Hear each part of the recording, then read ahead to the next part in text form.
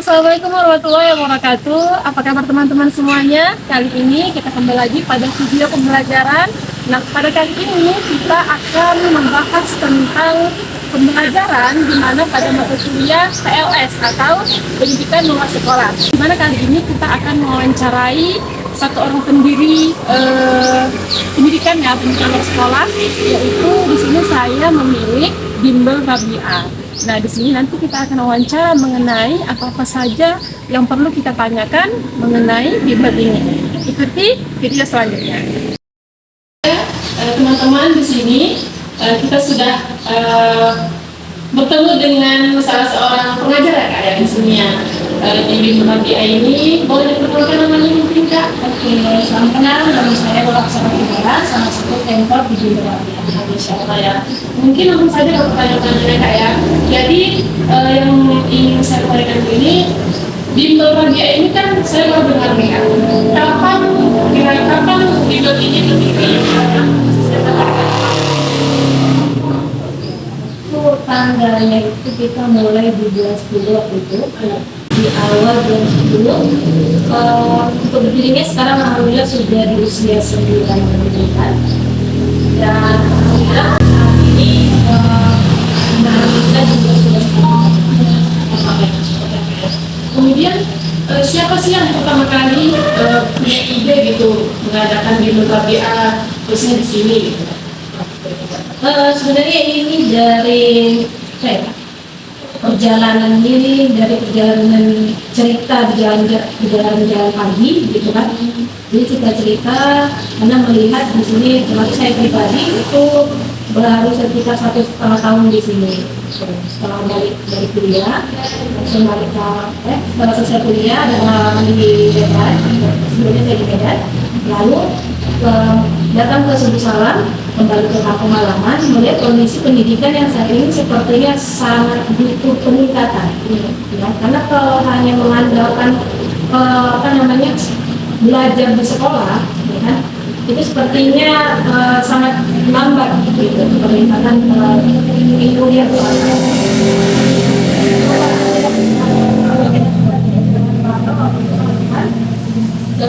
cerita-cerita.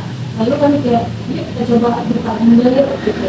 Kami buka bimbel, ternyata iya, makanya itu ini banyak anak yang sekarang itu penguatan dasarnya itu masih lemah ya, karena kan kalau kita lihat di sekolah mereka satu kelas itu 30 orang, 20 orang. Karena kalau kita di sini memang semi privat yang dia satu guru megang cuma 5 murid, maksimal 5 murid. Nah, kalau yang 5 murid itu walaupun belajarnya 1 jam, jadi maksimal tuh dapat ilmunya dari situ lah. Terus dari situ saya jadi kayak, sepertinya bagus dia lebih pengalaman. Tadi saya dengar ada satu guru itu ada 5 orang per 1 jam berarti Kak? Iya, terus lalu 1 jam itu biasanya pelajaran apa aja yang diajarkan? Jadi kita kan ada pelajaran yang ada calistung, membaca, menulis, dan berhitung, ada matematika, ada bahasa Inggris, saksi dan praktis. Nah, setiap kelompok itu, setiap guru memegang mata pelajaran, contoh hari calistung, kan membaca, menulis, dan berhitung.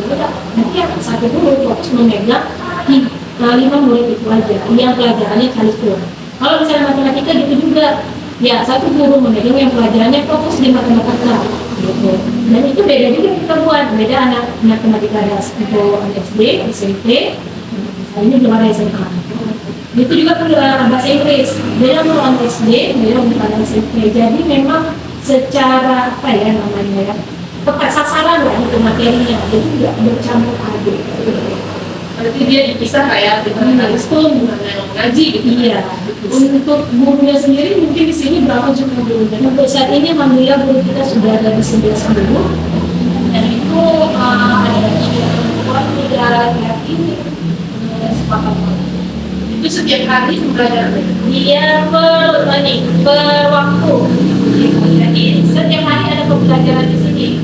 Untuk kelas kita kan 3 kali per minggu, tempatnya kelompok. Udah jadi waktunya beda-beda.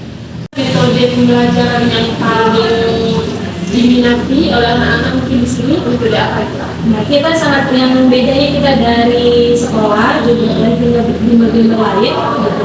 Kita punya konsep belajar yang dia itu anak-anak ketika maju ke depan menulis papan tulis. Jadi setiap anak merasakan bagaimana rasanya memegang spidol, bagaimana merasakan menulis ke papan tulis. Nah, di situ kita tanamkan adalah suatu bentuk keberanian. Kalau sekolah itu kan jarang ya, bukan tidak ada ya. Gitu. Anak harus siapa yang maju ke depan, tulis ini, jawab soal ini, gitu ya. Nah, kalau kita, itu memang setiap hari harus kita tanamkan. Walaupun hanya sekedar menulis dan menjawab pertanyaan yang sederhana aja gitu, termasuk penjumlahan atau pengurangan. Terus kalau yang bahasa Inggris bagaimana, sama maju ke depan bagaimana conversation ya, berbicara dengan bahasa Inggris di depan teman-temannya, walaupun hanya sekedar say hello aja gitu, karena kita menunjukkan keberanian dan itu di depan teman-temannya di hari setiap harinya gitu. Dan kita punya konsep belajar penampilan menunjukkan keberanian di depan orang umum. Nah, itu kita ada di performance day di sekali 3 bulan.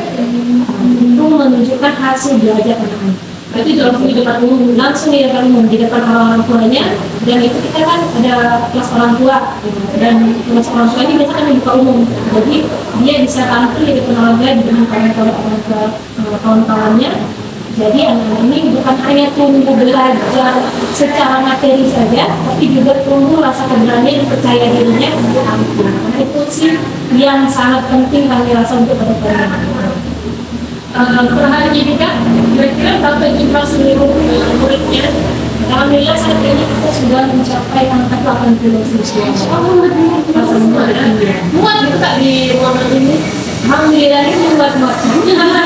Jadi kita kan ini ya, ruangan ini, jadi ada beberapa ruangan, ini 1, 2, 3, 4, 5, ada 5. Dan kita kan punya jadwalnya tuh, 4 jadwal kan, siang ada 2, sore ada 1, malam ada 1, dibagi, jadi semuanya dibagi. Apa pentingnya pendidikan di sekolah itu, khususnya di Berbahagia ini, untuk anak-anak zaman sekarang? Kalau kami melihatnya itu sangat penting ya, karena anak-anak sekarang melihat hambatan mereka untuk pagi itu adalah bebasnya main gadget sekarang ya, main handphone. Jadi dengan adanya Bimba ini adalah salah satu wadah yang membuat nanti pusing orang tua bisa jadi ya. Jadi anak-anak yang sehariannya bermain handphone itu bisa dialihkan dengan belajar ke Bimba. Dan kami melihatnya anak-anak sekarang itu memang ya kita di sekolah itu tidak bisa dapat secara detail bahan-bahan apa yang materi-materinya. Jadi sangat memang perlu dibantu dengan belajar di rumah. Sementara di rumah adalah hambatannya adalah ketika mereka sudah memang handphone, mereka lupa segalanya. Tapi ketika mereka dibawa ke Bimba, gitu kan, yang mau tidak mau mereka harus belajar gitu. Dan kita menyiapkan belajar yang kan membuat mereka bosan dan menegangkan. Kita punya konsep lain yang makanya anak-anak bagaimana supaya betah ada di sini. Jadi ketika mereka betah, mereka senang, ilmu pun dapat. Mungkin pertanyaan terakhir, apa harapan kakak atau rencana untuk Berbahagia ini ke depan? Harapannya Bimba ini bisa semakin meluas ya, karena kami ingin yang merasakan Bimba ini bukan hanya anak-anak kota Musal saja. Kami berharap bisa sampai ke pelosok-pelosok desa lainnya, karena melihat perkembangan anak-anak yang alhamdulillah di Berbahagia ini capaian karirnya sudah sangat baik gitu kan. Jadi kami berharap anak-anak di pelosok-pelosok itu bisa merasakan bagaimana belajar yang mereka itu belajar di dia dekat dengan kurikulum gitu. Jadi memang belajar dengan kesenangan hatinya. Jadi kami berharap suatu saat Berbahagia ini bisa mencapai cabang-cabang ke desa-desa dan bisa dirasakan dengan baik. Oke, teman-teman mungkin itu dia pertanyaan terakhir dari Absah ya kak ya. Mungkin sekian dulu untuk pembelajaran kita hari ini. Terima kasih untuk Absah dan kesempatannya, semoga sehat selalu. Dan akhirnya assalamualaikum warahmatullahi wabarakatuh.